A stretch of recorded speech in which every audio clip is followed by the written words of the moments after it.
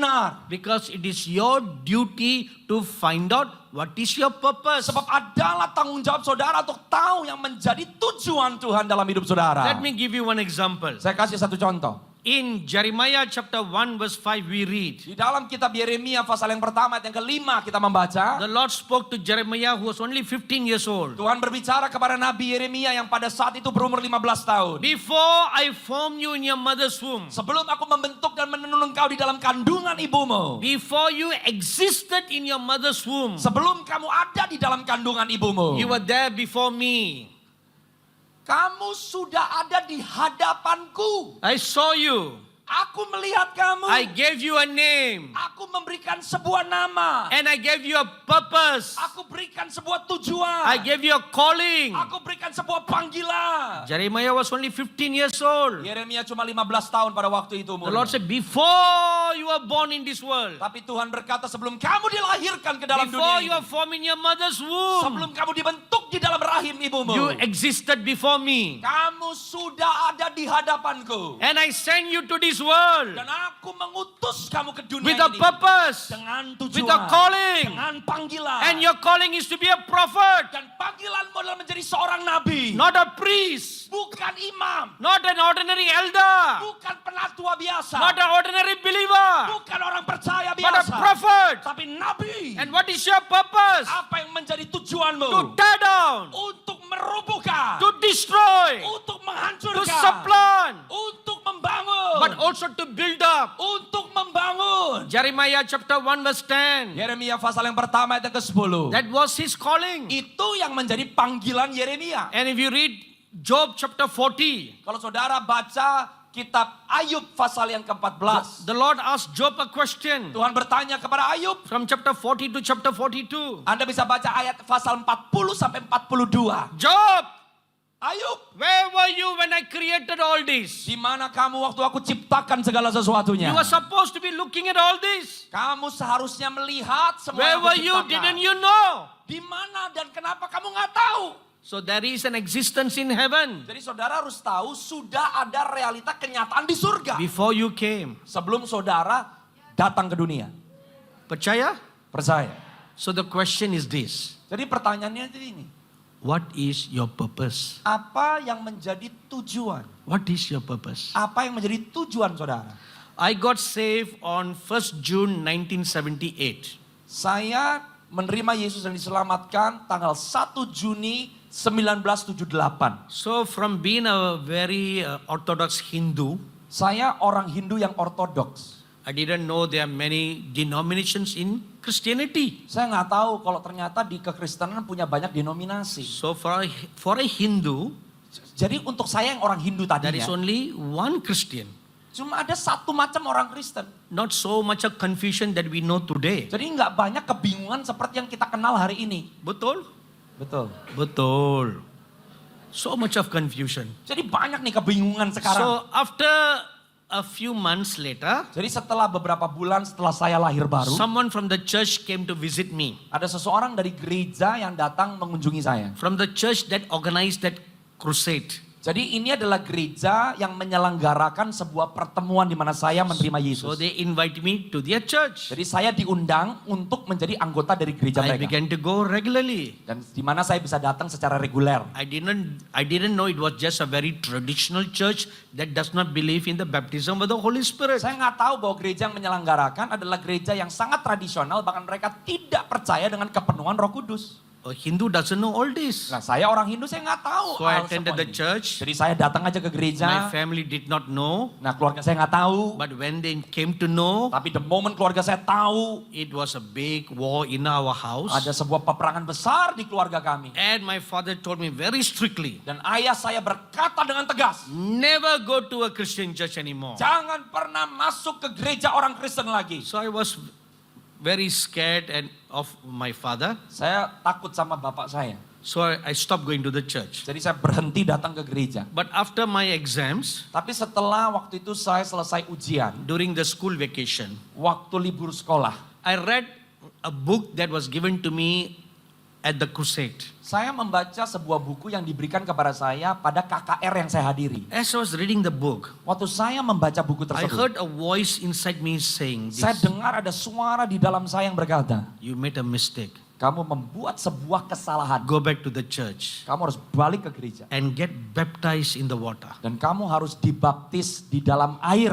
This was in December 1978. Ini bulan Desember 1978. So I went to the church, Jadi saya balik ke gereja. met the pastor, Saya ketemu sama and gembalanya. told the pastor, Saya bilang, I must get baptized before Christmas of the year 1978.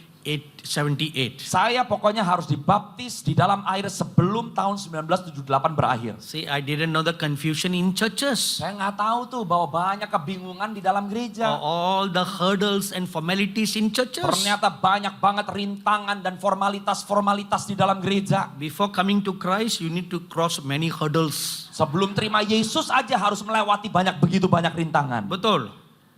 Betul. The pastor and the church put many hurdles. Wah, si gembala dan gereja taruh banyak So rintangan. you need to be an Olympic athlete. Jadi saudara perlu jadi seperti atlet Olimpik.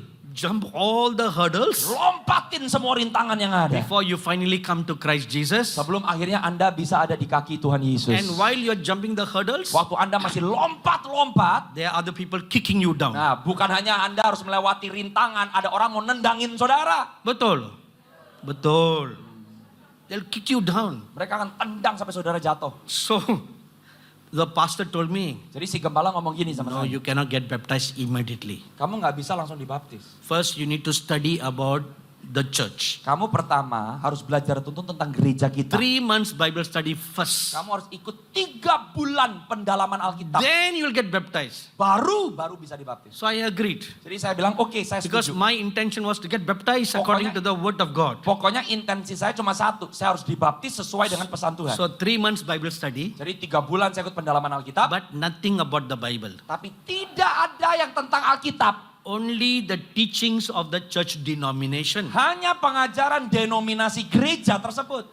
Our denomination believes this. Nah, denominasi kami percaya ini. Our denomination believes that. Denominasi kami percaya itu. These are our rules. Ini adalah peraturan denominasi It went kami. into 1 year, came out another year. Jadi masuk kuping satu, keluar di kuping yang I satunya. didn't understand all that. Karena saya nggak ngerti itu semua. I was a Hindu. Saya orang Hindu. I hardly read the Bible. Saya nggak pernah baca Alkitab. My goal is to get water baptized. Pokoknya yang menjadi goal saya harus dibaptis selam. Every Sunday for 3 months I came to meet the pastor. Pokoknya tiap hari Minggu 3 bulan, setiap minggu saya ketemu sama si gembala. For 1 hour the pastor will teach me. 1 jam si gembala akan mengajari saya. Finally it all ended. Akhirnya 3 bulan berlalu. On March the 3rd, 1979, I got baptized in the Dan di water. bulan Maret tanggal 3 tahun 1979, akhirnya saya dibaptis. 2 weeks after that, 2 minggu setelah itu, I was in high school at that time. saya waktu itu masih ada di SMA. I was walking to my school, Saya sedang berjalan ke sekolah,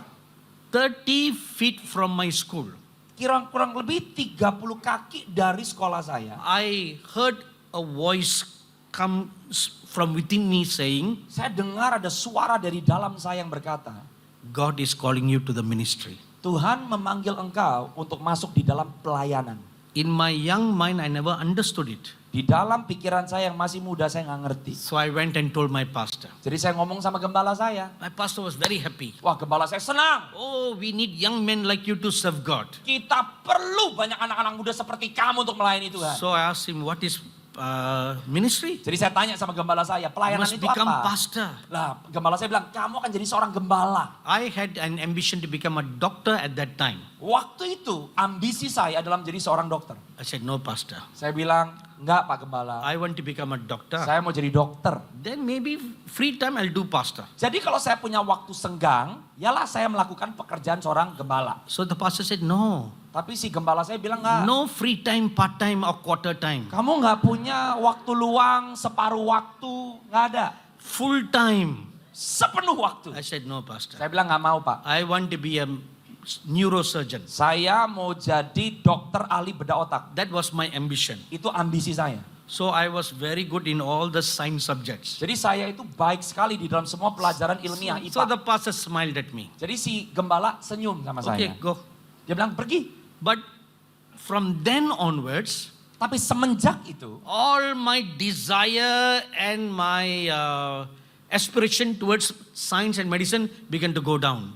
semenjak saat itu aspirasi saya dan kerinduan saya yang berurusan dengan ilmiah mulai menurun. When I opened my textbook, Waktu saya buka buku sekolah saya, my mind could not go on that subject. pikiran saya nggak bisa nyantol di dalam mata pelajarannya. But all the young people who are here, Nah, tapi saya mau ngomong sama semua anak muda yang di sini. do not use me as an excuse. Jangan jadikan saya alasan. Don't tell your parents. Jangan ngomong sama orang Oh, I tuamu. don't feel like studying. Saya nggak merasa terpanggil belajar. Maybe God calling me to. Tuhan seperti yang memanggil saya. It doesn't work like that for everybody, yeah. Nah, caranya nggak kayak begitu ya, nggak untuk semua orang. But my interest in the Bible went up. Tapi yang menjadi kerinduan saya akan Alkitab itu mulai berkembang. All my grades began to go down. Dan nilai sekolah saya mulai anjlok. I was shocked Saya kaget. because I was a continuously A student. Karena saya adalah murid berprestasi terus-terusan. So I went and told my pastor Jadi saya ngomong sama gembala saya. what was happening. Apa yang sedang So my terjadi? pastor told me, Jadi gembala saya bilang begini. see, I told you. Kan udah gua kasih tahu. No part-time ministry. Kamu nggak bisa pelayanan setengah waktu. Only full-time ministry. Hanya ada namanya pelayanan sepenuh waktu. So I told the pastor, so what shall I do now? Jadi saya bilang sama bapak gembala saya harus bikin apa dong? All right, do one thing. Nah, gembala saya bilang, kamu I lakukan satu will hal. enroll you in a seminary. Saya akan mendaftarkan kamu di sekolah Alkitab. You study for 4 years theology. Kamu belajar teologi 4 tahun. Then come to the church. Balik ke gereja, You will be ordained. kamu akan ditabiskan, And you'll become a dan pastor. kamu akan menjadi seorang gembala. I agreed. Saya setuju. So the pastor enrolled me in a seminary. Nah, jadi si gembala mendaftarkan saya di sebuah sekolah Alkitab. But I only studied there for 6 months. Tapi saya cuma belajar 6 bulan. Because I had no money to continue any further. Karena saya nggak punya uang untuk melanjutkan pendidikan So saya. I dropped out. Jadi saya akhirnya DO. So during this time, Jadi waktu ini, I came to know that our church teachings are wrong. saya mulai sadar bahwa pengajaran gereja kami itu salah. So I began to study the Bible. Jadi saya mulai belajar Alkitab. And I came to know the truth of the Holy Spirit. Saya mulai tahu kebenaran seorang pribadi So I namanya Roh prayed Kudus. earnestly for the baptism of the Holy Jadi saya Spirit. berdoa dengan giat untuk bisa kepenuhan Roh Kudus. And in September 1981, I was baptized in the Holy Dan Spirit. di bulan September tahun 1981 saya menerima baptisan Roh Kudus. So I was just doing some other job. Jadi saya waktu itu bekerja. So now what happened to the call to the ministry? Nah, jadi apa yang terjadi dengan panggilan saya untuk ada di dalam pelayanan sepenuh waktu? Has it gone? Apakah berlalu?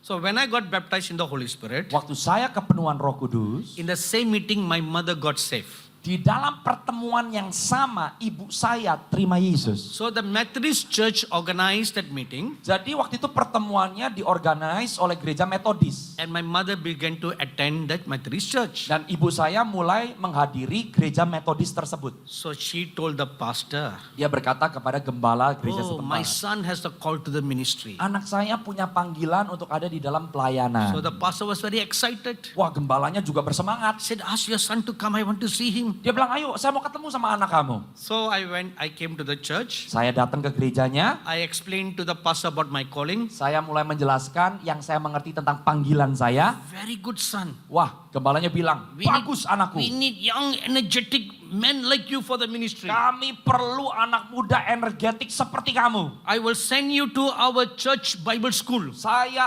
akan utus kamu untuk mengikuti sekolah seminari gereja kami. Same story, repeat Nah, again. jadi ini cerita terulang lagi.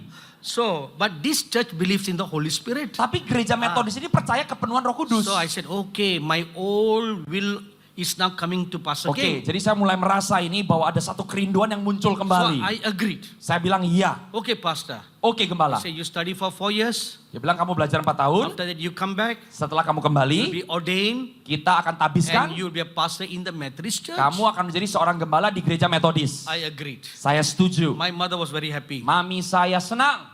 So, this was on a Sunday. Nah, ini hari Minggu nih kejadiannya. 2 days later, 2 hari kemudian, I was praying one early morning. saya sedang berdoa di pagi-pagi buta. I had a habit of praying early in the morning from 2 o'clock to 5 o'clock from those early years. Saya di tahun-tahun itu sudah punya kebiasaan, saya suka berdoa jam 2 sampai jam 5 pagi. So at 5 in the morning, Jadi jam 5 pagi, as I was waiting on God, waktu saya sedang menantikan Tuhan, suddenly I felt the presence of an angel in my room. tiba-tiba saya rasakan kehadiran seorang malaikat di dalam kamar saya. I didn't see Saya nggak lihat like how I see today, seperti saya sekarang melihat di hari-hari but I ini. just felt in my spirit, Tapi saya rasa di dalam roh saya, somebody is in this room. ada seorang sosok di dalam kamar ini. Have you felt like that when you are praying? Pernah nggak saudara rasakan seperti itu waktu sedang berdoa? Ada. Ya. Ada. So I felt like that, Jadi saya rasakan seperti itu. but I also knew it was an angel. Tapi saya juga punya satu pengetahuan bahwa ini seorang malaikat. And I turned to face the direction where the angel was standing. Jadi dan saya memutarkan badan saya ke arah di mana saya rasa malaikat itu berdiri.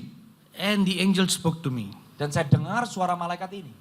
Now the reason why I'm telling you all this is to know the will of God. Kenapa saya ceritakan semua ini? Supaya saudara bisa tahu yang menjadi kehendak Tuhan. So the angel told me, Malaikat ini berkata, God's call for you is not pastor but evangelist. panggilan Tuhan atas kehidupanmu bukan jadi gembala, tapi jadi penginjil. Oh, okay, now I know I'm not pastor. Oke, sekarang saya tahu saya bukan gembala. That's why first time failed. Makanya pertama kali gagal. So the second time another trap, I was Jadi- going to fall. Ini saya lagi mau masuk ke perangkap kedua nih, bentar lagi jatuh. So following Sunday I went to the church. Nah, tapi jadi minggu depannya saya balik ke gereja. So I told the pastor, Saya bilang sama Pak Gembala, what happened? apa yang saya alami. The pastor looked at me. Gembalanya ngeliatin saya. By the way, the pastor doesn't believe in supernatural. Nah, jadi gembalanya ini nggak percaya dengan hal-hal yang supranatural. So he looked at me. Jadi dia liatin saya. Angel, huh? Dia bilang, oh malaikat. Okay. Oke. Oh, so no pastor. Oh, jadi kamu bukan gembala. Evangelist. Oh, kamu penginjil. Okay. Okay. Ya udah, We also have Evangelist Institute. kita juga punya institusi penginjil. I will send you to Canada. Saya akan utus kamu ke Kanada. 1 year evangelist training. 1 tahun kamu dilatih sebagai penginjil. After you come back, Setelah kamu balik, you'll be ordained. kamu akan ditabiskan. You'll given a license. Kamu diberikan lisensi. Evangelist license. Kamu diberikan license untuk jadi seorang And you can penginjil. go around all the Methodist church and conduct revival meetings. Kamu bisa keliling gereja-gereja metodis dan mulai mengadakan KKR. Okay, I was very happy. Saya senang. Because what the pastor says now is in line with what the angel said. Karena apa yang gembala saya bilang itu sekarang sejajar dengan apa yang malaikat Tuhan sampaikan kepada saya. So I agreed to the pastor's suggestion. Jadi saya setuju dengan yang menjadi saran gembala saya. So 2 days later, 2 hari kemudian, I was praying. saya sedang berdoa. This time another visitor.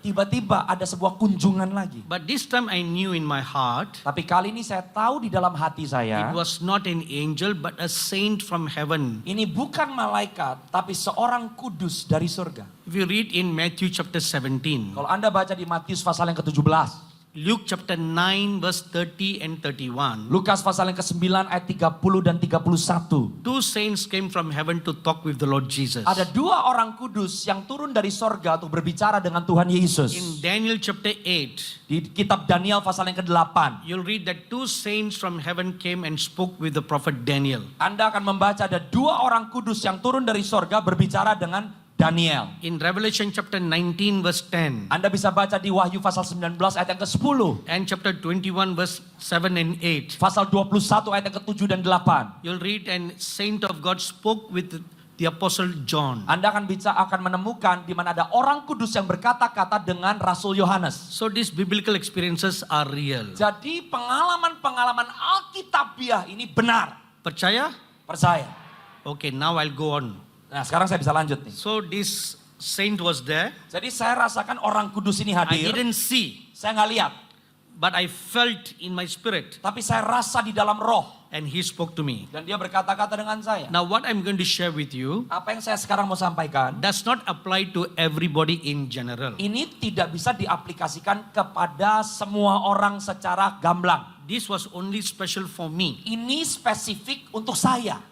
So the message was, Pesannya ini. God doesn't want you to be under a church. Tuhan nggak mau kamu ada di bawah sebuah gereja. but to be under God Himself. Tapi Tuhan mau kamu langsung di bawah Tuhan. See, at that time I didn't know Di waktu itu saya nggak tahu that God was going to send me as a missionary to Nepal and to Tibet. bahwa Tuhan akan utus saya sebagai seorang misionaris ke Nepal dan ke Tibet. I didn't know that. Saya nggak tahu. So the Lord said, don't come under any church. Jadi Tuhan sampaikan, kamu tidak bisa tergolong di bawah satu gereja. So come out. Kamu keluar. That was the message. Itu pesannya. So the following Sunday, Jadi hari Minggu, I went to the church. saya datang ke gereja. So after the service, Setelah ibadah selesai, I told the pastor, saya ngomong sama gembala saya. So the moment I told the pastor all this, Waktu saya mulai sampaikan apa yang saya alami, he said, last week angel, dia bilang minggu lalu lu bilang malaikat. this week a saint. Sekarang lu bilang orang kudus. Immediately the pastor's face changed. Tiba-tiba muka gembala saya berubah. He became so angry Dia marah and sekali. he scolded me. Dan dia marahin saya. He said, you think I'm a fool? Dia bilang, kamu pikir saya orang bodoh? I have 2 doctorate degrees in theology. Saya punya 2 gelar doktoral di teologi. I'm not a fool to believe all this you are saying to me. Saya bukan orang bodoh untuk percaya semua yang kamu There's katakan. no more visions. Gak ada penglihatan. No more revelation. Gak ada pewahyuan. And the last word in the book of Revelation says, Amen. Bahkan di kitab Wahyu pasal yang terakhir diakhiri dengan kata amin. Amen means no more. Amin artinya udah gak ada lagi. So God doesn't speak anymore. Jadi Tuhan udah gak ngomong. Dumb. Selesai. No more. Gak ada. So you better leave this church. Dia bilang, kamu sekarang keluar dari gereja ini. So I told the pastor, Saya bilang sama gembala saya. that's what the saint told me too. Itu yang si orang kudus ini ngomong sama saya.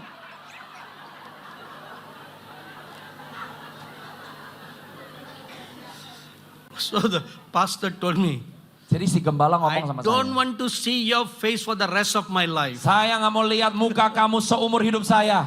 So I said, praise the Lord, Saya pastor. bilang, puji Tuhan Pak Gembala. So I left. Saya pergi. But many years later, Tapi bertahun-tahun kemudian, I met the pastor in India. saya ketemu lagi sama gembala saya yang lama di India. You know, he held my hands Dia pegang tangan saya. and he cried. Dan dia nangis.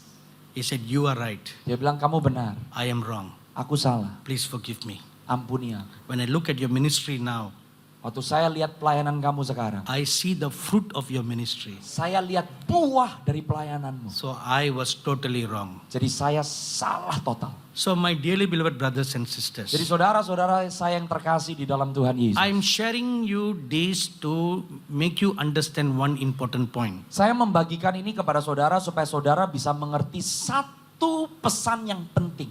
Is the ministry done according to God's will? Apakah pelayanan saudara dilakukan seturut dengan kehendak Tuhan? Whether you're in full-time ministry or any volunteer in the church, Entah saudara ada di dalam pelayanan sepenuh waktu atau saudara adalah volunteer di dalam gereja.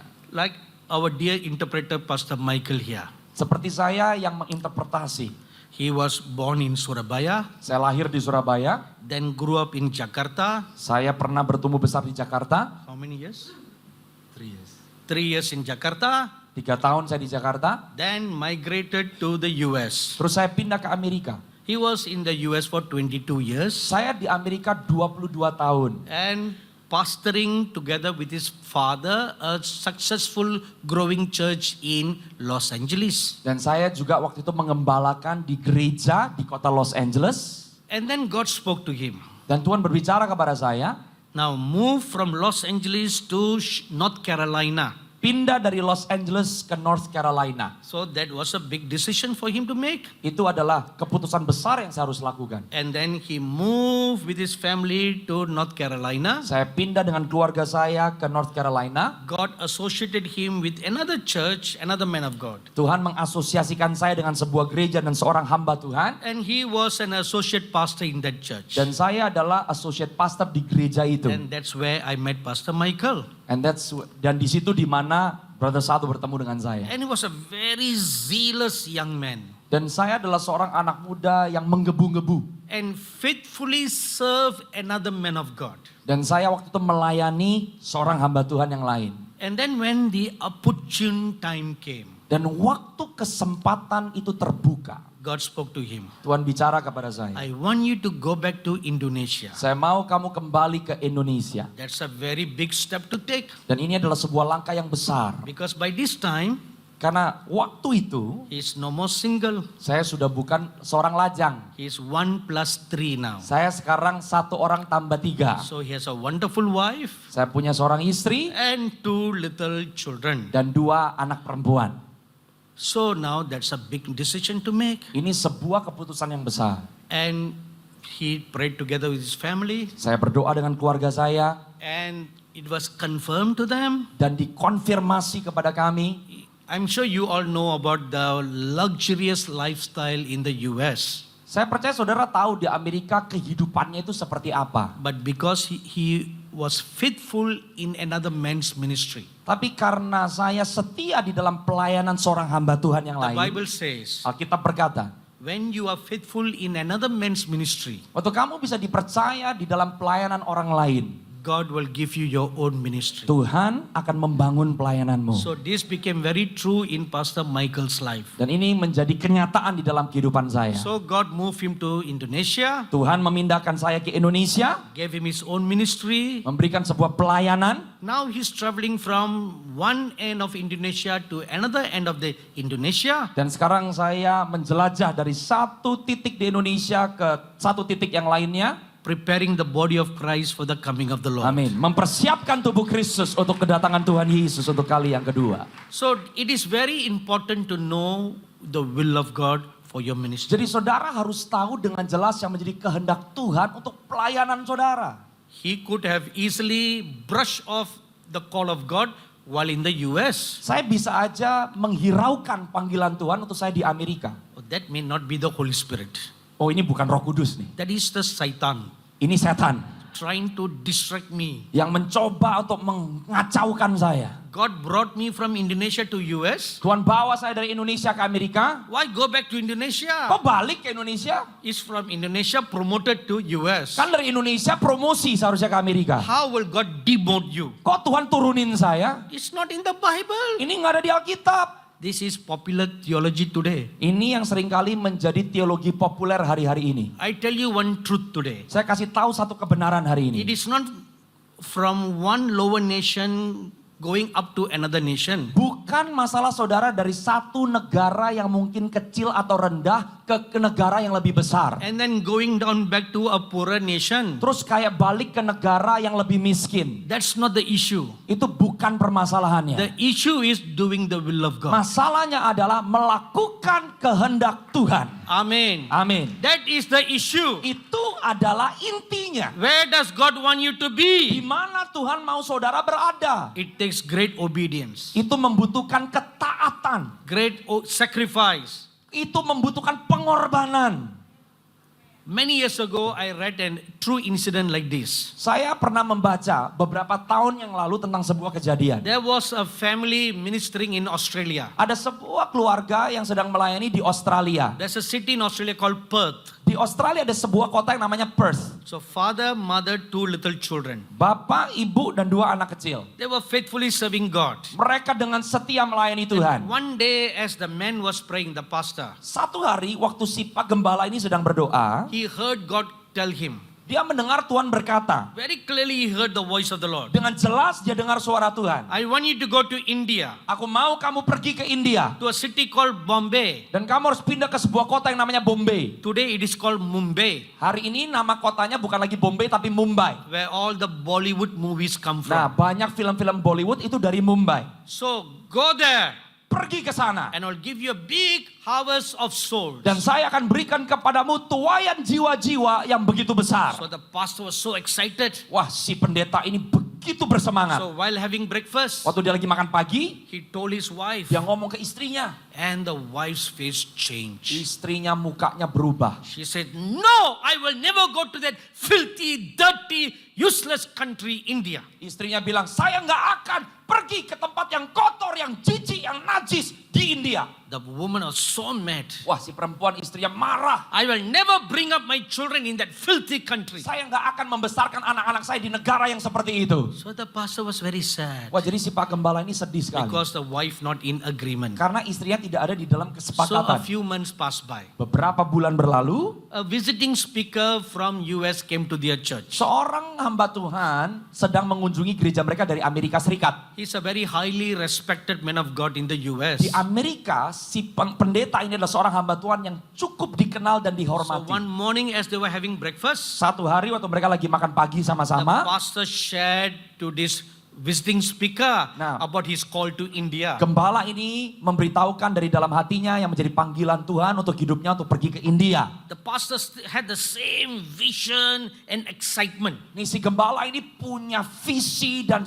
gairah semangat yang sama. As the pastor was sharing, Waktu si gembala ini mulai menceritakan, his wife walked in. istrinya masuk. She had a tray of tea and Dia- biscuits for the guests. Dia bawa seperti satu nampan, ada teh, ada biskuit untuk si tamu. As she heard about her husband sharing the call to India, Waktu dia dengar lagi suaminya ngomong tentang panggilan untuk ke India, she banged the table tray on the table. dia lempar itu nampan ke meja. See, many times when there's a guest in the house, Si seringkali waktu ada tamu datang ke rumah, we all pretend. kita semua pura-pura.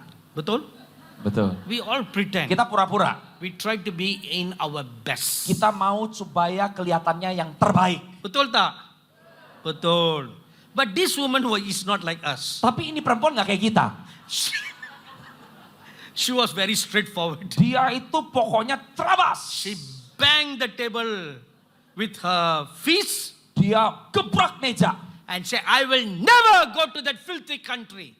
Dia bilang, saya nggak akan pergi ke negara yang jijik So itu. the American pastor was shocked. Wah, ini hamba Tuhan dari Amerika kaget. And the Australian pastor was so sad. Dan si gembala ini di Australia dia sedih lagi. Then the wife left Istrinya pergi. and the Australian pastor told the American pastor, Dan si pendeta di Australia ini ngomong sama tamu yang dari Amerika. "My brother, see at my poor situation. Dia bilang, saudaraku lihat nggak keadaanku yang malang ini nih. What can I do? Saya bisa bikin apa? My wife is not in agreement." Istri saya nggak sepakat sama saya. So the visiting pastor did not say anything Jadi ini tamu hamba Tuhan nggak ngomong apapun. because he should not cause conflict in the family. Karena dia nggak mau keluarganya makin konflik. So after he left, Habis gitu dia pergi, the family went on a vacation. keluarga ini pergi liburan. So they hired a vehicle Dia menyewa mobil, and keluarga they ini. went on the outbacks of Australia. Dan mereka pergi ke satu tempat, satu area di Australia, di Outback. As they were driving on the freeway, Waktu mereka lagi nyetir di jalan tol, they met with an accident. mereka kecelakaan. Everyone in the family died. Semua di satu keluarga ini mati. Instantly died. Semuanya mati seketika. Father, mother, 2 little children. Bapak, ibu, 2 anak kecil. So the American pastor wrote this incident in his book Seorang hamba Tuhan Amerika ini yang mengunjungi, nulis di bukunya. and he wrote his comment. Dan dia tulis sebuah komentar. The devil will kill you when you disobey God. Iblis akan membunuh kamu waktu kamu nggak taat dengan Tuhan. The devil will kill you when you are not walking in the will of God. Iblis akan membunuh kamu waktu kamu tidak berjalan di dalam kehendak Tuhan. So when I read this, I pondered over it. Jadi waktu saya baca ini, saya merenungkan. Then I thought, Dan saya berpikir, at least the husband should have gone. ya mungkin ya si suami pergi aja. Leave the wife and the children behind. Tinggalin istri sama anak-anak, He should have gone. dia pergi aja. Betul? I asked Pastor Michael the same question. Beliau angkat satu tanya pertanyaan ini kepada Now saya. your wife settled down in US. Nah, istri kamu udah mulai tenang di Amerika. You have wonderful, beautiful daughters. Kamu punya 2 anak perempuan yang sungguh cantik luar biasa. They are so cantik, they can be Miss Indonesia. Haleluya. Mereka cantik sekali bisa jadi Miss Indonesia. And number 3 on the way. Dan yang ketiga ini mau lahir. So, what will you do if your wife refuse to go? Jadi saya tanya, apa yang kamu akan lakukan kalau istri kamu nggak mau pergi? Without a second thought, he told me, Tanpa berpikir saya berkata, I will live in the US under the care of her parents and I will go. saya akan tinggalin dia di Amerika, saya akan berangkat. That should be the heart attitude. Itu seharusnya menjadi ketetapan hati kita. So my number 1 question now, Sekarang jadi pertanyaan saya yang pertama. is the ministry you are doing done according to God's will? Apakah pelayanan yang saudara lakukan itu selaras dengan kehendak Tuhan? And God will judge you for that. Sebab Tuhan akan menghakimi setiap kita dalam hal itu. In Matthew chapter 21 verse 12, Di Matius 21 ayat yang ke-12. we read about the Lord Jesus Christ whipping the priests who were doing things not according to their calling. Saudara akan membaca Tuhan Yesus menyambuk imam-imam yang melakukan hal-hal yang bertolak belakang dengan panggilan mereka. Instead of serving God in offering sacrifices, Bukannya melayani Tuhan dan mempersembahkan korban, the priests became businessmen. ini para imam-imam jadi pedagang. The temple of God became a corporate company. Akhirnya bait kudus Tuhan jadi seperti perusahaan korporat. They were not praying or meditating the word of God according to Acts 6:4. Mereka tidak berdoa dan merenungkan firman seperti tertulis di Kisah Rasul 6 ayat yang keempat. They were busy making money. Mereka sibuk untuk menghasilkan uang. How to develop the business in the temple. Gimana untuk bisa mendevelop atau membesarkan bisnis di dalam bait. As it was then, so is it today. Seperti terjadi di pada masa itu, ini sedang terjadi hari-hari ini. Has your church become a corporate business center? Apakah gereja kita sekarang ternyata lebih mirip seperti bisnis korporat? The second area where God will judge you. Dan ini area yang kedua yang Tuhan akan hakimi. 1 Thessalonians chapter 4 verse 3 says, 1 Tesalonika pasal yang keempat ayat yang ketiga berkata, For this is the will of God, your sanctification, that you should abstain from sexual immorality. bahwa ini adalah kehendak Tuhan untuk kamu bisa menjauhi yang namanya pencemaran seksual. This is the will of God. Ini adalah kehendak Tuhan. Abstain from sexual immorality. Di mana kamu memisahkan dirimu dari pencemaran seksual. What does that mean? Apa itu artinya? 1 Thessalonians chapter 4 1 Tesalonika 4 verse 4 and 5 says, ayat 4 dan ayat yang kelima berkata, it is a call to live a holy life. sebab adalah sebuah panggilan untuk hidup kudus. Abstain from sexual immorality Saudara dan saya harus menjauhkan diri dari And- pencemaran seksual. and live a sanctified life. Dan menghidupi kehidupan yang kudus. So the Bible tells us Jadi Alkitab berkata, in 2 Corinthians chapter 5 verse 10, di 2 Korintus pasal yang kelima ayat yang ke-10, when you stand before the judgment seat of Christ Jesus, waktu saudara berdiri di hadapan tahta penghakiman kudus Tuhan, you will be judged for what you did to your body. saudara akan dihakimi terhadap apa yang Anda lakukan kepada tubuh jasmanimu. Sexual sins. Dosa seksual. The Bible tells us defiles your body. Alkitab berkata dosa seksual menghamiri And tubuh sexual saudara. sins is compared to worshiping idols. Bahkan dosa-dosa seksual disamakan dengan menyembah berhala. That is why it is written in 2 Corinthians chapter 6 verse 15.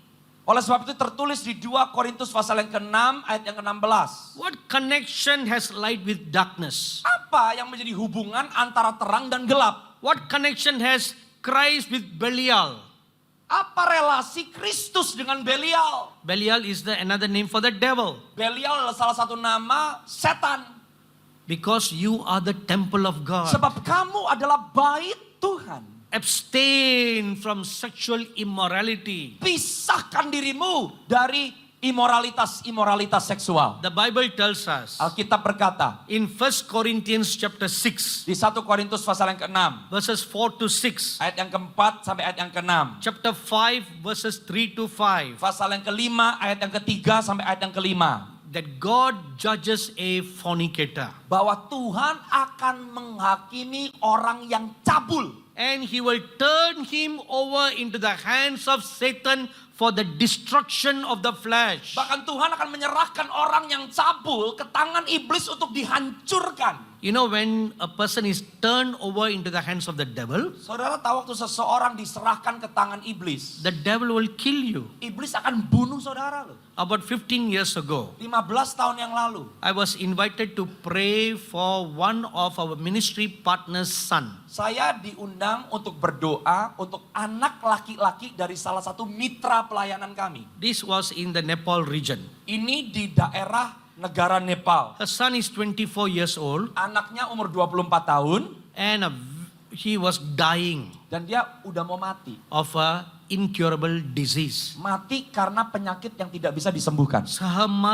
the mother has been a very faithful partner of our ministry. Nah, ibu dari anak laki-laki ini adalah mitra pelayanan kami yang setia. So she pleaded with me to go and pray for her son. Jadi dia memohon untuk saya bisa datang berdoa untuk anak laki-lakinya. So I agreed.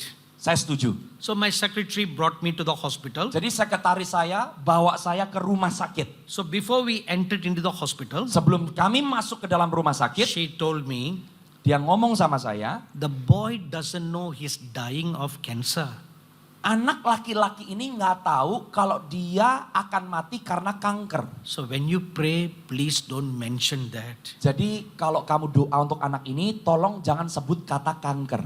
So I said, all right. Saya bilang oke.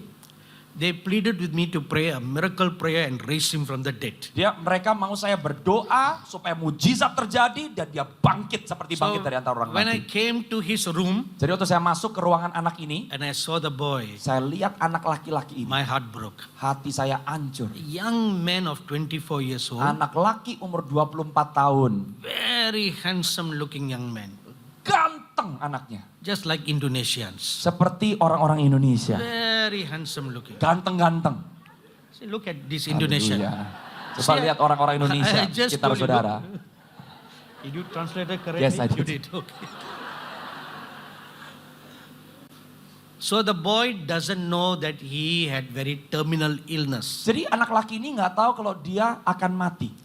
So I began to pray. Saya mulai berdoa. When I closed my eyes to pray, Waktu saya berdoa, I dan saya saw the tutup Lord mata, Jesus standing before me. saya lihat Tuhan Yesus berdiri di hadapan saya. And the Lord told me, Dan Tuhan ngomong begini, I don't want you to pray for his healing. saya nggak mau kamu berdoa untuk kesembuhannya. I was shocked. Saya kaget.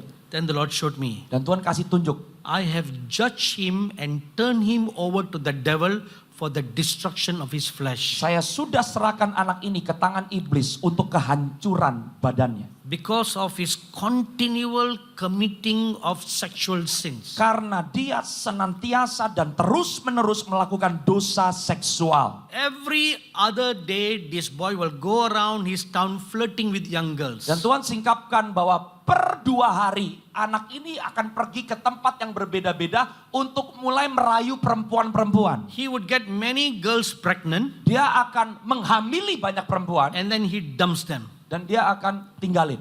Promising to marry them, Janji mau dinikahkan, he sleeps with them, tidur sama mereka, then dumps them. terus dibuang. So he's been doing this continuously. Dan dia sudah melakukan ini terus-menerus. And then he drinks, Dan dia minum-minum, smokes, dia ngerokok, takes drugs. dia makan obat-obatan. He was born in a good Christian family. Padahal dia dilahirkan di keluarga Kristen yang baik. And the Lord told me, Dan Tuhan bilang sama he saya, was given many opportunity to repent, dia sudah diberikan berulang-ulang kali kesempatan untuk bertobat. but he wouldn't repent. Tapi dia nggak mau bertobat. So now I have judged him. Jadi sekarang aku sudah dan telah menghakimi That is dia. why this disease has come upon him. Oleh sebab itu sakit penyakit ini muncul di badan So anak don't ini. pray for his healing Jadi jangan berdoa untuk kesembuhannya because he will die. karena dia akan mati. But pray for his salvation. Tapi doa untuk keselamatannya. Pray that his sins will be forgiven him Berdoa supaya dosa-dosanya diampuni, so that his soul will be saved. supaya jiwanya terselamatkan. So then I began to pray Saya mulai berdoa with what the Lord showed me. dengan apa yang Tuhan For singkapkan. 20 minutes I prayed with a broken 20 heart, menit saya berdoa dengan hati yang hancur. asking the Lord to forgive this young man. Saya minta Tuhan ampuni anak ini. At the end about 20-25 minutes, Dan setelah 20 sampai 25 menit saya berdoa, I felt the burden lift off from me saya merasa beban ini terangkat dari saya. and God heard my prayer. Dan Tuhan mendengar doa saya. Then the Lord Jesus was standing beside me all the while. Nah, waktu saya berdoa itu 20-25 menit Tuhan Yesus berdiri di sebelah saya. There came a smile on his face Dan saya melihat dia tersenyum. and I knew the Lord heard that prayer Dan saya tahu Tuhan mendengar doa saya. and his sins were forgiven him. Dan bahwa dosa anak ini diampuni. Then I saw a calendar before my eyes Terus tiba-tiba di depan wajah saya lihat ada sebuah kalender. and the Lord showed me a week.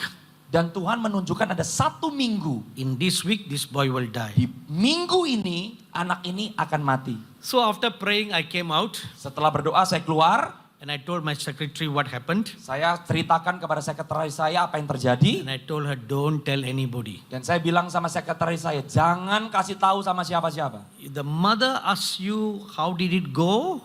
Kalau ibu anak ini nanya, gimana tadi? Just say like this. Hanya katakan ini. Sadhuji prayed. Saduji sudah berdoa. He said, Dan dia berkata, all will be well. semuanya akan baik-baik saja. Which was not a lie. Ini bukan kebohongan. Which was the truth. Ini kebenaran. All will be well, not on this earth, Semuanya akan baik-baik saja bukan di bumi ini. up in heaven. Tapi di surga. And surely that boy died the same week that the Lord showed me. Dan memang pada akhirnya anak laki-laki ini meninggal di minggu tepat seperti yang Tuhan perlihatkan. God judged the young man for sexual sins. Tuhan menghakimi anak laki-laki ini karena dosa imoralitas seksual. I tell you another truth. Saya mau kasih tahu satu kebenaran lagi. In the year 2024, Di tahun 2024, so many top pastors in the US, sexual sins were exposed. banyak hamba-hamba Tuhan, pendeta-pendeta besar di Amerika, dosa-dosa seksual mereka mulai tersingkap. Have you heard about that? Saudara dengar? These are not small pastors. Ini bukan hamba-hamba Tuhan atau gembala-gembala yang kecil. Big men of God in the American body of Christ. Tapi ini hamba-hamba Tuhan yang dikenal dan mereka besar di kalangan orang Amerika. What they were secretly doing in private for years. Apa yang mereka ternyata lakukan secara tersembunyi bertahun-tahun. Because they refused to put it away. Karena mereka tidak mau menyingkirkan. Refused to repent. Mereka nggak mau bertobat. Now God judged them. Dan Tuhan menghakimi mereka. And the sins exposed. Dan akhirnya dosanya tersingkap. And they left the ministry with shame. Dan mereka akhirnya keluar dari pelayanan dengan malu. See, God judges sexual sins. Tuhan menghakimi dosa seksual. My dearly beloved brothers and sisters, sons and daughters. Saudara-saudaraku, anak-anakku yang kukasihi. God is calling you to examine your life today. Tuhan hari ini memanggil setiap saudara untuk introspeksi diri. Are you doing the ministry according to the will of God? Apakah engkau melakukan pelayananmu sesuai dengan kehendak Tuhan? Are you living a sanctified life? Apakah engkau menghidupi kehidupan yang suci? Number 3. Yang nomor 3. 1 Thessalonians chapter 5 verse 18 says, 1 Tesalonika pasal yang kelima ayat yang ke-18 berkata, in everything give thanks, for this is the will of God in Christ Jesus for you. Alkitab berkata di dalam segala hal mengucap syukurlah senantiasa, sebab itulah yang dikehendaki Allah di dalam Kristus Yesus bagi kamu. So area number 3 where you'll be judged. Area nomor 3 akan dihakimi Tuhan. Are you living a thankful life? Apakah saudara menghidupi kehidupan yang mengucap syukur? Or are you continually grumbling and complaining? Apakah kita seringkali menggerutu dan selalu penuh dengan sungut-sungut? Murmuring and backbiting. Sungut-sungut dan bahkan menikam orang dari belakang. Are you living a thankful life Apakah kita menghidupi kehidupan yang mengucap syukur? or a life of complaining? Atau kehidupan yang selalu bersungut-sungut? We read about the children of Israel in the book of Exodus. Saudara, dan saya akan baca tentang bangsa Israel di kitab Keluaran. They forfeited entering into the promised land. Mereka akhirnya tidak masuk ke dalam tanah perjanjian. The original group that came out from Egypt. Ini adalah kelompok orang yang pada mulanya mereka yang keluar dari Mesir. The Bible says in 1 Corinthians chapter 10, Alkitab berkata di 1 Korintus pasal yang ke-10, they were saved by the blood of the Lamb. mereka diselamatkan oleh karena darah anak domba. They were baptized in the water. Mereka dibaptis di dalam air.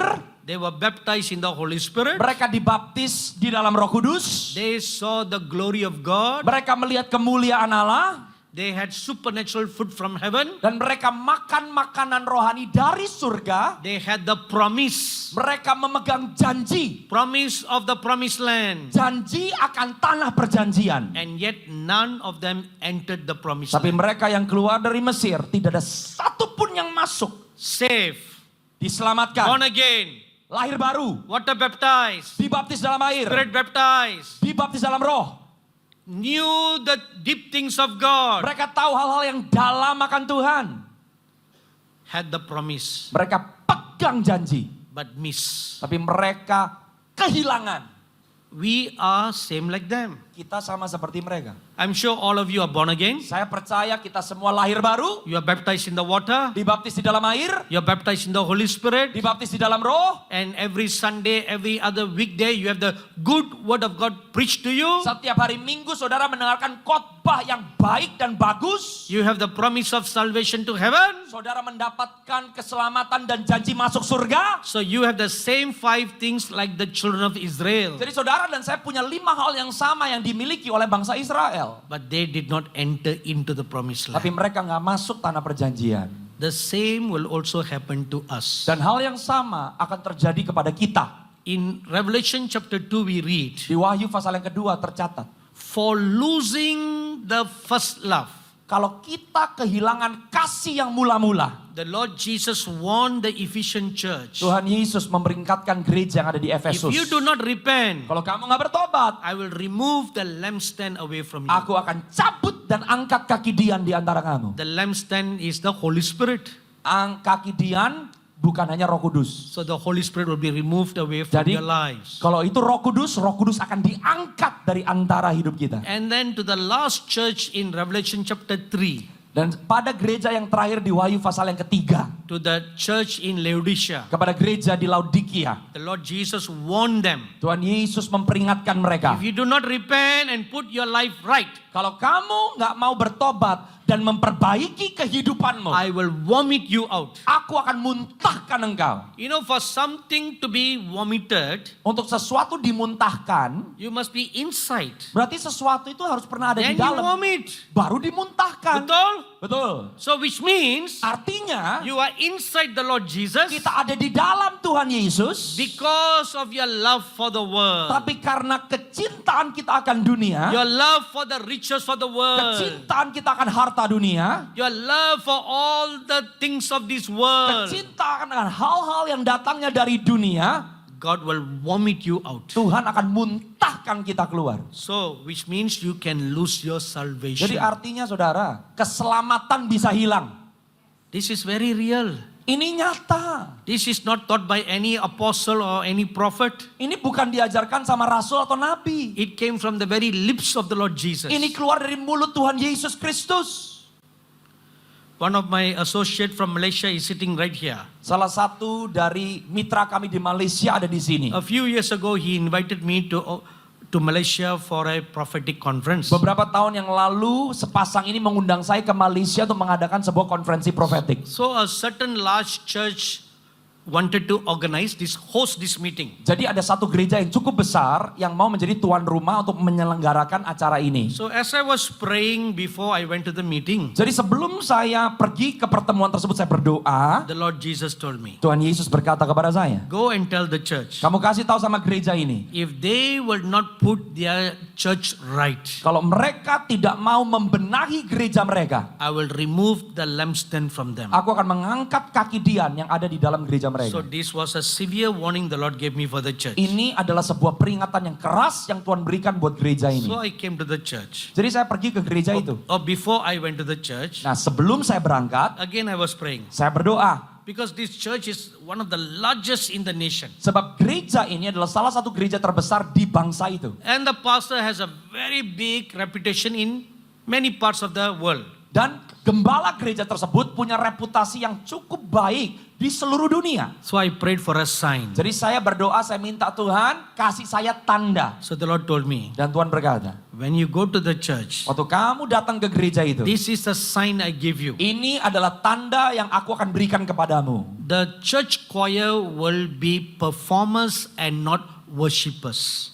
Paduan suara yang akan bernyanyi, mereka bukan penyembah, tapi mereka adalah orang-orang yang hanya melakukan pertunjukan. They will be professional singers, Mereka adalah penyanyi-penyanyi profesional. professional instrumentalists, Mereka adalah pemain musik profesional. but they will not worship from their heart. Tapi mereka tidak menyembah dari dalam hati. This will be your sign. Dan ini akan menjadi tanda buat kamu. So I came to the church. Saya pergi ke gerejanya. There were about 3,000 to 5,000 people. Kurang lebih 3.000 sampai 5.000 orang yang berkumpul. And I looked at the church. Saya lihat gerejanya. Very big building, Besar gedungnya. very high wall. Dan temboknya tinggi. From one end of the wall to another end of the wall, Dari satu tembok ke ujung tembok yang there were lainnya. many banners of scripture verses and the vision of the church. Banyak sekali bendera-bendera dengan ayat-ayat Alkitab dan juga visi dari gereja So tersebut. it will give you a very impressive opinion about the church. Itu akan membuat saudara memiliki opini yang terkagum akan gereja itu. So the worship began. Jadi pujian penyembahannya mulai. So as the worship began, Waktu penyembahannya mulai, I saw the sign that the Lord wanted to show me. saya melihat tanda yang Tuhan sampaikan untuk diperlihatkan kepada They were saya. all great singing, Semuanya nyanyinya baik, but it was in the flesh, tapi semuanya daging. showing off their talent Semuanya mempertunjukkan talenta more than glorifying God. dan tidak mempermuliakan Tuhan. I was once in a church service Saya pernah satu kali ada di sebuah in kebaktian Canada di Kanada. where there were no instruments. Gak ada instrumen. It was a couple who led the worship. Hanya ada sepasang suami istri yang memimpin pujian. The husband played the guitar Si suami pegang gitar and the wife led in the worship. dan istrinya memimpin pujian. For 1 hour, 1 jam the glory of God came down. kemuliaan Tuhan turun. It was a thick glory of God Dan that kemuliaan everybody turun. felt. Kemuliaan turun begitu pekat dan bisa dirasakan semua orang. No drum, Gak ada drum, no keyboard, gak ada keyboard, no guitar, gak ada gitar, no jumping up and gak down, ada lompat-lompat, nothing. gak ada. Just a couple. Hanya sepasang suami istri.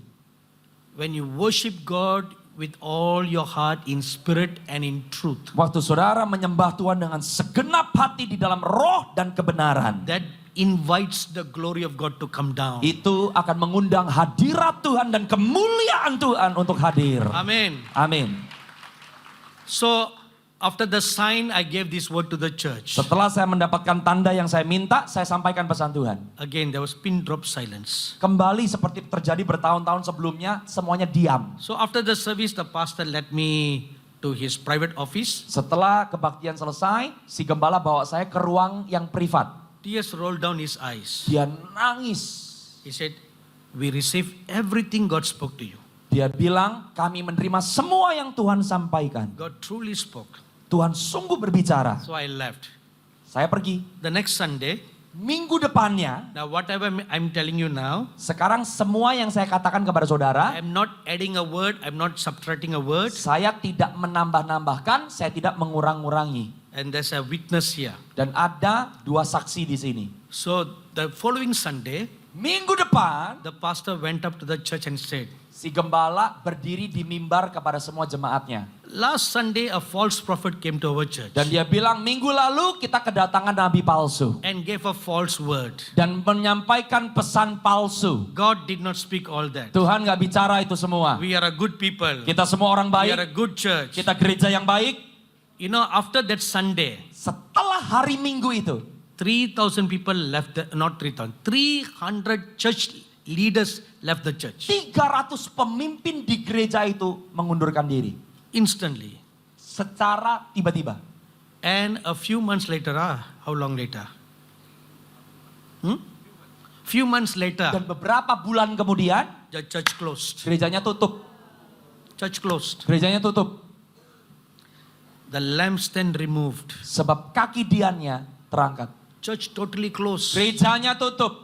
A very large church. Gereja yang besar. And the pastor had a big reputation. Dan si gembala punya reputasi yang besar. Church closed. Gerejanya tutup. Today, there's no place where the church once was. Hari ini tidak ada lagi tempat di mana gereja ini pernah berdiri sebelumnya. A few months later, after this incident, Beberapa bulan kemudian setelah kejadian ini, I was conducting a conference in Singapore. saya mengadakan sebuah konferensi di Singapura. About 10 of the church elders came to the meeting. Kurang lebih 10 dari penatua yang dulu di gereja tersebut datang ke konferensi kami. And they met me privately and they said, Dan mereka minta untuk bicara secara pribadi dengan saya dan for berkata, many years all the church elders were praying bertahun-tahun penatua gereja berdoa dan berdoa. that God will send a prophet to their church. Supaya Tuhan mengutus seorang nabi ke gereja They saw mereka. all the sins in their church. Mereka melihat dosa yang dilakukan di dalam gereja They mereka. tried to speak to their pastor. Mereka udah coba ngomong sama gembala The mereka. pastor will just brush away everything. Dan gembalanya kan bilang, ya lu lah minggir lah, udah So disingkirkan. they prayed ardently Mereka berdoa dengan tekun. that God will send someone Bahwa Tuhan akan mengutus to seseorang expose the sin untuk menyingkapkan dosa. so that they will know what next decision they should take. Supaya mereka tahu keputusan apa yang harus mereka buat selanjutnya. They confirm every word that you spoke Dan mereka mengkonfirmasi setiap pesan yang disampaikan. are the very things happening in our Sebab church. itu semua memang terjadi di dalam gereja kami. It was they who told me Dan itu mereka 10 orang ini ngomong sama that saya. as soon as they heard the word, Setelah mereka dengar pesan itu, this was the sign they were waiting for. ini adalah tanda yang mereka nanti-nantikan. 300 church elders leave the church. 300 penatua gereja meninggalkan. God is judging his house. Tuhan sedang menghakimi rumahnya. So, are you right before the eyes of God? Jadi apakah kita benar di hadapan mata Tuhan? Are you right before the eyes of God? Apakah saudara benar di hadapan mata Tuhan? So now we can ask a question in conclusion. Nah sekarang kita bisa bertanya satu pertanyaan sebagai penutup. How to be blameless before the judgment? Bagaimana untuk kita bisa didapati tidak bercacat di How- hadapan tahta how can I be penghakiman? blameless? Bagaimana kita bisa tidak bercacat? How can my church be blameless? Bagaimana gereja kita bisa tidak bercacat? 1 Corinthians chapter 11 verse 31. 1 Korintus pasal yang ke-11 ayat 31. The scripture says like this. Alkitab berkata seperti ini. For if we would judge ourselves, we would not be judged. Sebab kalau kita mau menghakimi diri kita sendiri, maka kita tidak akan dihakimi. I'm going to give you 4 points now. Saya mau kasih sama saudara 4 poin. Sorry, 6 points. Jadi total ada 6. Number 1, Yang pertama, when you come before God, waktu saudara datang menghampiri Tuhan, analyze your life for sins. saudara harus bisa menganalisa dosa yang ada di dalam kehidupan saudara. Sins in your thought life. Dosa yang ada di dalam pikiran. Are there sins? Adakah dosa? Visible sins, unknown sins. Dosa yang terlihat dan dosa yang tidak diketahui. Ask the Holy Spirit to check your life. Minta untuk Roh Kudus menguji diri kita. Ask the fire of the Holy Spirit to burn inside you. Minta untuk api Roh Kudus bisa membakar yang ada di dalam hidup kita. When you sincerely repent, Waktu saudara dan saya betul-betul bertobat, then the fires of the Holy Spirit will begin to burn your heart, maka api Roh Kudus akan mulai membakar hati saudara. burn your thoughts, Membakar pikiran saudara. and sanctify you. Dan mentahirkan saudara. Secondly, Yang kedua, ask the Holy Spirit to thoroughly cleanse your legs and your hands. Minta untuk Roh Kudus menyucikan kaki dan tangan saudara. What do they represent? Apa yang direpresentasikan kaki dan tangan? Hands represent works. Tangan merepresentasikan pekerjaan. Legs represent the path that you walk. Kaki merepresentasikan arah yang saudara dan saya jalani. Am I walking in the right way? Apakah kita berjalan di arah yang benar? Are the works that I'm doing right? Apakah pekerjaan yang saya lakukan benar? Or have I done unknowingly unrighteous works? Atau ternyata saya melakukan pekerjaan-pekerjaan yang tidak benar? Ask the Holy Spirit to wash your hands. Minta untuk Roh Kudus mencuci tangan saudara. Wash your feet. Mencuci kaki saudara. So that you can enter into the house of God. Supaya saudara bisa masuk ke dalam rumah Tuhan. Number 3. Nomor 3. 1 Peter chapter 1 verse 13 says, 1 Petrus pasal yang ketiga yang ke-13 berkata, gird up the loins of your mind. saudara harus mengikatkan pikiran saudara. So is your mind always fickle? Apakah pikiran kita tuh selalu berubah-ubah? Are your minds always wandering around? Apakah pikiran kita tuh selalu pergi melalang buana? Are your minds also thinking wrong thoughts? Apakah pikiran kita memikirkan hal-hal yang salah? Ask the Holy Spirit to analyze your mind. Minta untuk Roh Kudus menganalisa pikiran kita. And then ask Him to give you the ability to be sober. Dan minta untuk saudara dan saya bisa dibuat sadar dan terbangun. Which means you are widely awake. Jadi kita terbangun. You're not sleepy. Kita nggak tertidur. Sleepy in your spiritual life. Kita nggak ngantuk di dalam kehidupan rohani kita. Number 4. Nomor 4. Is there leaven in your life? Apakah ada kanji di dalam kehidupan kita? Now what is leaven? Apa itu yang menjadi ragi? Is malice. Ragi itu adalah sebuah kelicikan. Malice means hypocrisy. Kelicikan itu berarti artinya mendua hati. Double-mindedness. Punya pikiran ganda. Are you a hypocrite? Apakah saudara dan saya orang yang licik dan berdua hati? Living a double standard life. Menghidupi kehidupan dengan dual standar. Hypocrites have two standards. Orang yang licik, orang yang mendua hati punya dua standar. Their real life may be wicked. Kehidupan nyatanya mungkin sungguh keji. But to others they'll put up a front. Tapi di hadapan orang mereka menunjukkan persona yang berbeda. That is leaven. Itu adalah ragi. You are puffed up. Kita menyombongkan diri. You know when you go to the bakery to buy bread. Kalau saudara pergi ke toko roti dan beli roti. They always put yeast in the bread. Mereka selalu menaruh ragi di dalam roti. So the bread becomes bigger. Supaya rotinya ngembang. Nowadays they put different kinds of yeast in every kind of food stuff. Sekarang orang suka pakai ragi di berbagai macam makanan. They inject chicken. Itu sampai ayam disuntik. A small chicken now becomes fat chicken. Sekarang ayam yang krempeng bisa jadi gemuk. You have this problem in Indonesia? Saudara punya nggak problem ini di Indonesia? Ada. Oh, same like India. Sama seperti di India. See? India, Indonesia, same. Sama. Indonesia, India sama. But where did this idea come from? Ide ini dari mana? China. Dari China.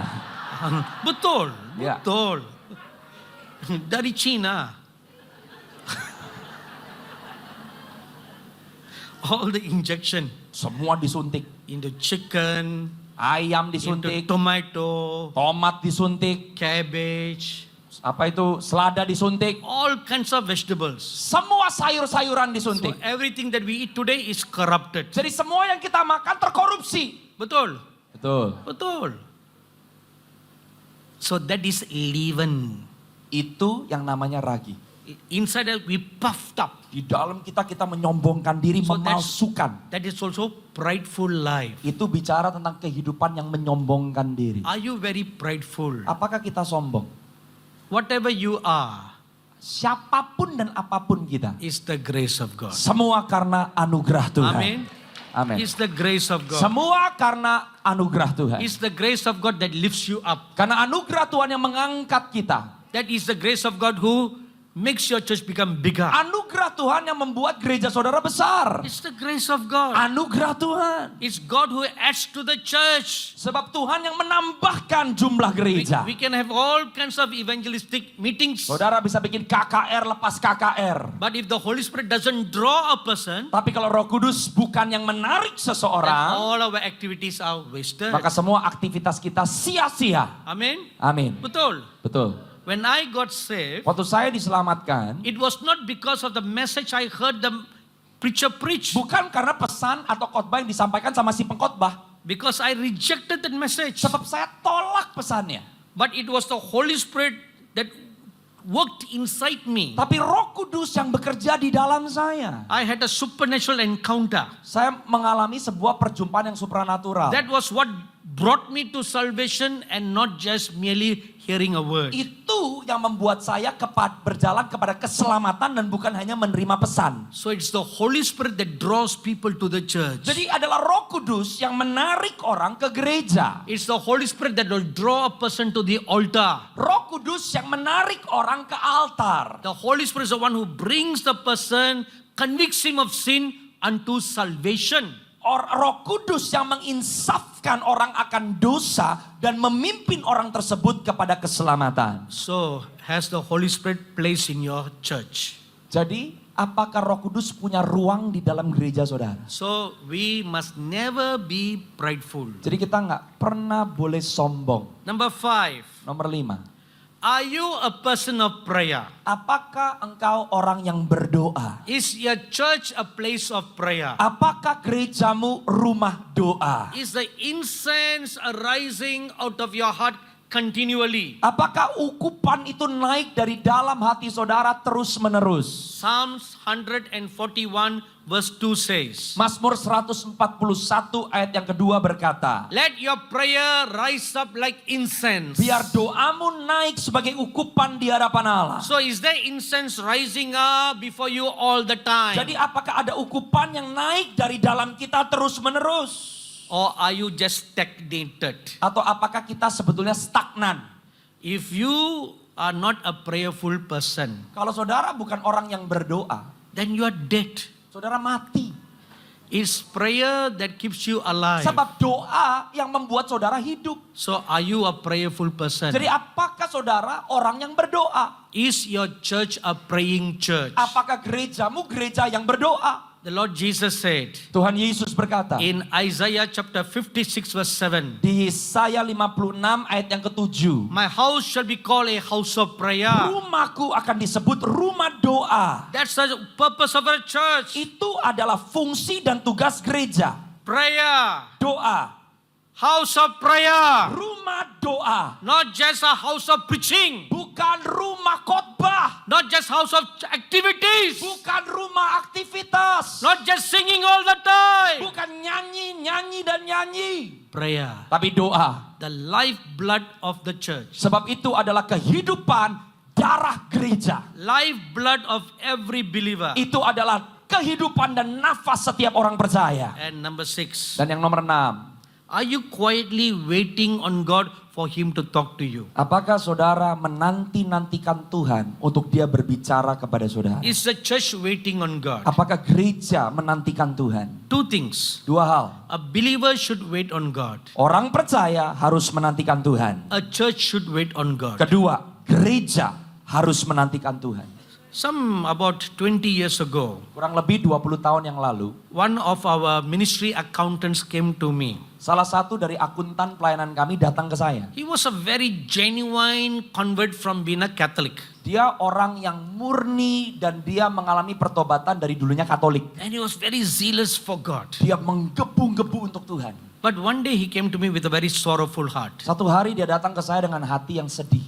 He looked at me and he said, Dan dia berkata, why is God so unfair? kenapa sih Tuhan tuh nggak adil? That was his first accusation against God. Itu adalah pernyataan dakwaan dia yang pertama terhadap Tuhan. God is very unfair. Dia bilang Tuhan tuh nggak adil. So I asked him, why? Why do you say like that? Terus saya tanya, kenapa kamu ngomong seperti itu? I said, when I look at the young people in our church, Karena dia bilang waktu aku melihat ke anak-anak muda di they gereja, get baptized in the Holy Spirit mereka dipenuhi roh, and they feel goosebumps. mereka merinding-merinding. But when I'm praying, Tapi kalau saya berdoa, I don't even feel a mosquito biting me. nyamuk aja nggak ada yang gigit I saya. don't feel anything. I'm like a wood. Saya nggak berasa apa-apa, saya kayak papan. I don't feel the presence of God. Saya nggak merasakan hadirat Tuhan. But he's a godly Christian. Tapi dia ini adalah orang yang So sungguh-sungguh benar. he went on venting his frustration. Jadi dia itu menumpahkan kefrustrasiannya kepada He saya. said, I want you to do one thing. Nah, saya bilang sama dia, saya mau kamu lakukan satu hal. You talk to God face to Nah, face. enggak, sorry. Dia ngomong sama saya, dia bilang, kamu kan ngomong muka dengan muka sama So Tuhan. you better pray and ask the Lord. Jadi dia bilang sama saya, coba kamu berdoa dan tanya Tuhan. So now I was being threatened. Nah, sekarang saya diancam. Threatened. Saya diancam. You better pray and ask the Lord. Kamu berdoa dan kamu tanya Tuhan. Why the Lord is not speaking to me? Kenapa Tuhan gak berbicara sama saya? Why the Lord is not manifesting to me? Kenapa Tuhan tidak memanifestasikan dirinya kepada Why I saya? don't see any angels? Kenapa saya gak ngeliat malaikat? At least ask the Lord to send an angel to pinch me. Cobalah berdoa, minta Tuhan kirim malaikat. At least saya dicubit gitu sama If malaikat. nothing happens in 1 week, Kalau tidak terjadi apa-apa dalam 1 minggu. oh, another threat. Nah, ini adalah ancaman yang kedua. Now is with that timeline. Sekarang pakai jangka waktu. In 1 week, Dalam 1 minggu, I'm going to go back to being a Catholic. saya akan balik jadi orang Katolik. I'm going to drink. Saya akan minum-minum. I'm going to party like before. Saya akan pesta pora.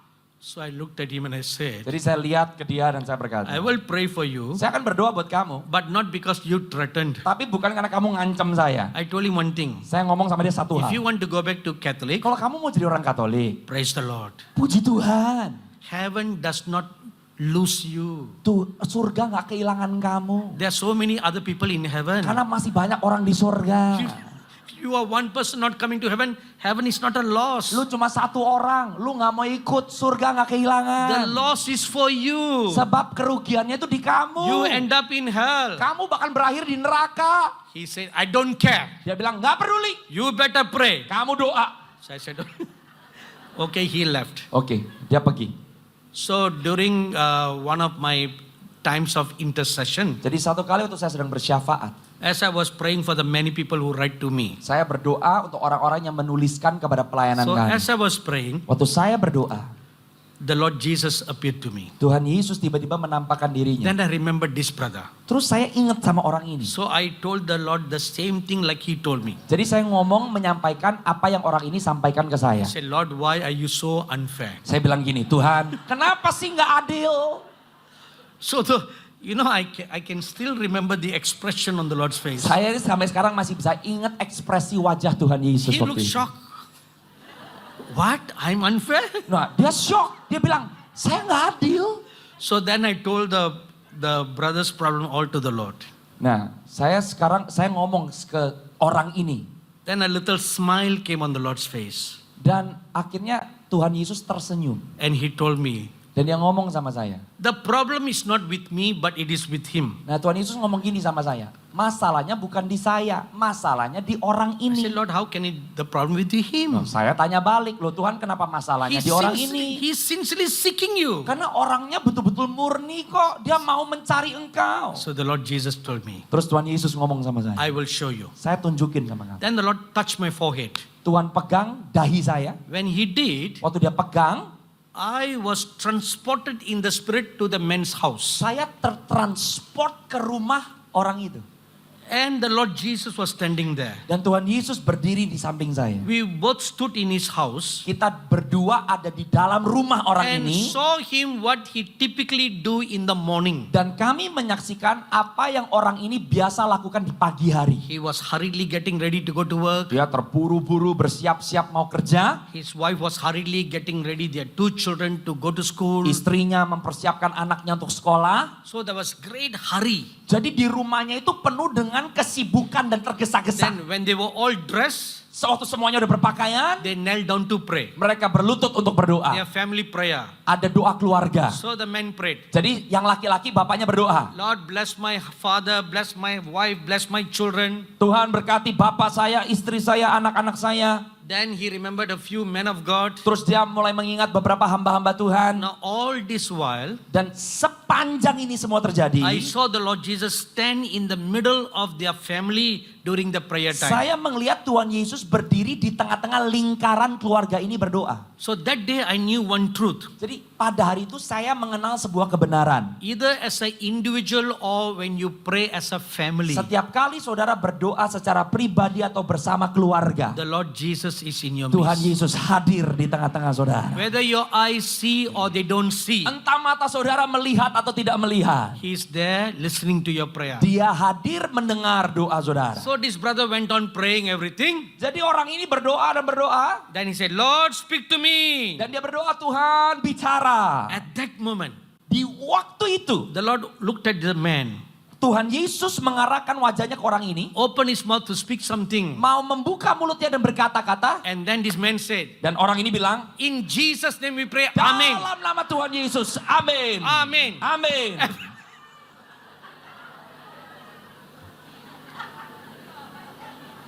I was shocked. Saya ngelihatnya, saya yang kaget. And the Lord turned and looked at me and he said, Dan Tuhan sekarang muter ke saya dan berkata, now do you understand what I mean? The problem is not with me, the problem is with him. sekarang ngerti nggak kalau masalahnya bukan di saya tapi di orang itu? This is our problem. Ini problem kita semua. Betul. Betul. We have, then that was when the Lord gave me one word.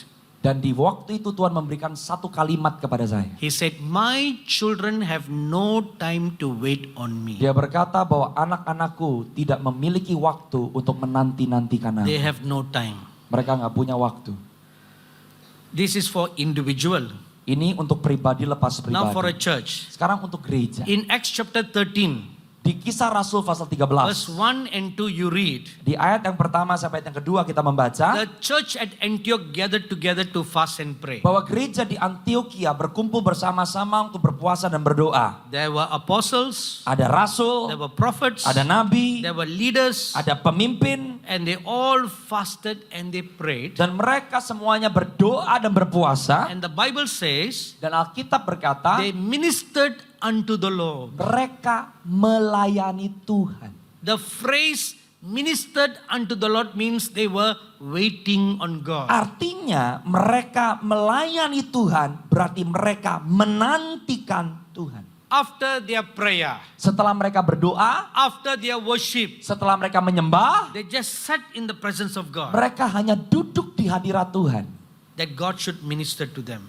Dan agar Tuhan bisa melayani It mereka. was at that moment the scripture says Dan di waktu itu Alkitab mencatat, the Holy Spirit spoke to them. Roh Kudus berbicara kepada Set mereka. aside Paul and Barnabas for the work that I have for them. Pisahkan Paulus dan Barnabas untuk pekerjaan yang telah kukhususkan bagi So the mereka. whole church waiting on God. Jadi semua satu gereja menantikan Tuhan. Individual waiting on God. Pribadi lepas pribadi menantikan Tuhan. Shall we all arise for a word of prayer? Saya ngajak kita semua bangkit berdiri untuk berdoa. I see the Lord Jesus Christ standing here in our midst. Sekarang saya melihat Tuhan Yesus berdiri di tengah-tengah kita. And He wants me to give you a word. Dan dia mau saya menyampaikan satu hal kepada saudara. Please Lord, let us all arise and stand before the holy presence of the living God. Saya minta semuanya berdiri di hadapan hadirat Tuhan yang kudus.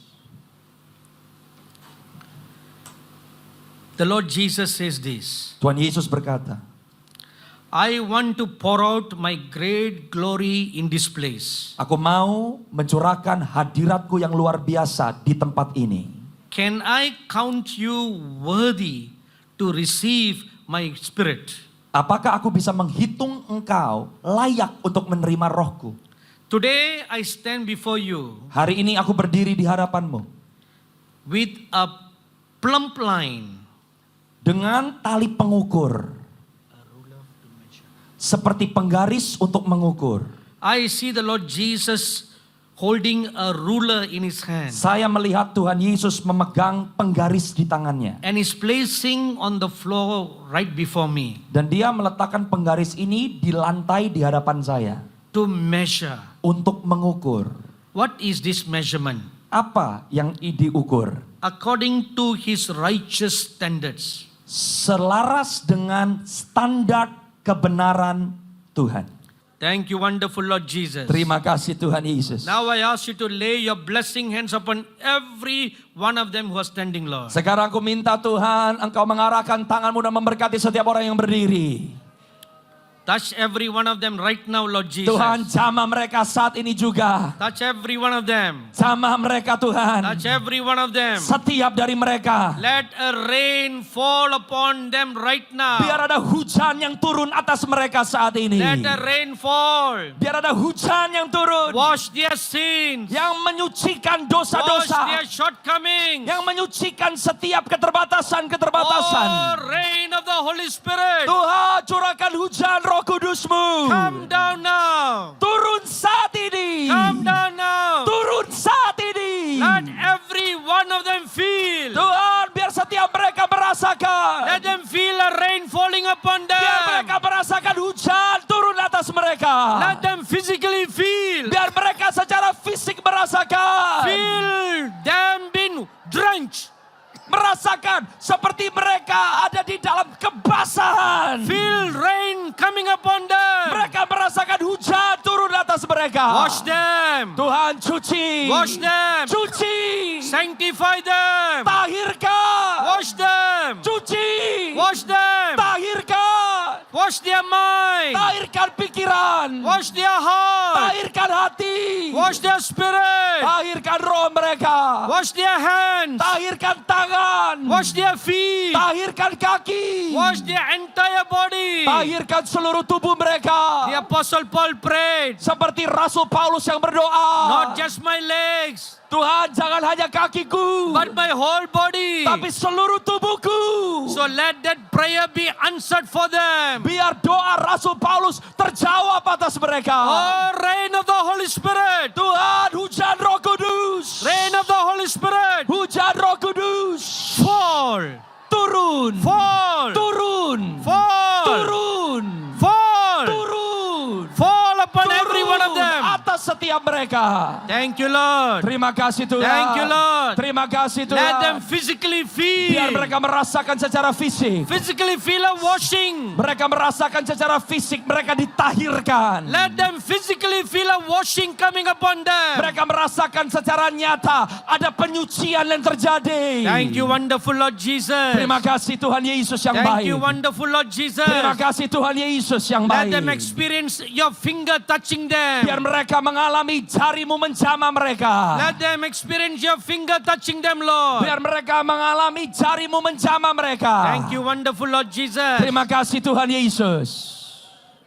Change them, Lord. Ubahkan mereka. Change them. Ubahkan mereka. Make them all new today. Jadikan mereka semua baru pada hari ini. Hallelujah. Haleluya. Hallelujah. Haleluya. Come on, lift up your holy hand Semuanya angkat tangan kudusmu. and give thanks to the Lord. Come on, naikkan syukurmu di hadapan Tuhan. Give thanks to God for the wonderful things He has done for you right now. Naikkan syukurmu untuk semua hal yang baik yang Tuhan sedang kerjakan di dalam kehidupan saudara saat ini. Open your mouth and give thanks to Come on, God. buka mulutmu dan naikkan syukurmu.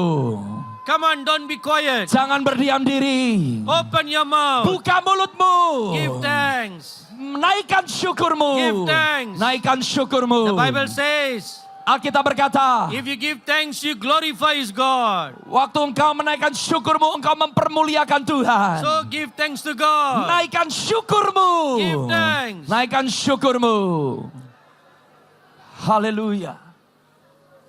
Glory, glory. Oh glory. Terima kasih Tuhan. Terima kasih. Give thanks to the Lord, He is good. Give thanks to the Lord, He is good. Give thanks to the Lord, He is good. His mercies endures forever. Give thanks, give thanks, give thanks, give thanks, give thanks to the Lord, He is good. Give thanks, give thanks, give thanks, give thanks, Give thanks to the Lord, He is good. Come on, everybody. Give thanks to the Lord, He is good. Give thanks to the Lord, He is good. Give thanks to the Lord, He is good. His mercies endures forever. Give thanks, give thanks, give thanks, give thanks, give thanks to the Lord, He is good. Give thanks, give thanks, give thanks, give thanks, give thanks to the Lord, He is good. Amen. Amen. Amen. Thank you.